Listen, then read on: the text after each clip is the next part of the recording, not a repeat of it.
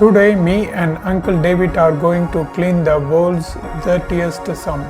Actually, this sump is just 10 months old and it was cleaned only 5 months ago. So, how did it become this dirty in just 5 months? Let's find out. First, Uncle David removes the manhole cover and checks the water stored inside. Then we plan to drain the sump using the pump that's already installed. We connect a hose pipe to the pump's extra outlet and open the valve. After switching on the motor, you can see the sump water being pumped out. We need to wait until the foot valve top becomes visible. Look at the color difference. This is how much the water has changed in just 5 months. To collect a water sample, Uncle David gets inside the sump and mixes the water with his legs. Immediately, the true color of the water appears. We took a sample and it shows 362 ppm, which is not bad. But look at the color and the physical waste floating in it.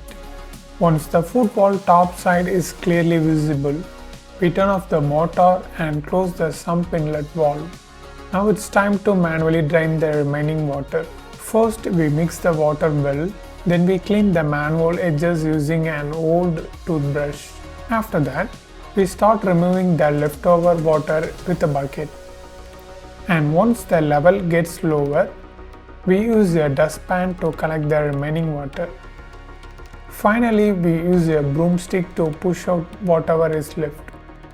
Next, we take a bucket of clean water and wash the leftover dirt. And use a cotton cloth to wipe and dry the floor. We repeat this process with another bucket of clean water until the entire floor is spotless. And finally the cleaning is done. Look how clean the sump is. Awesome work.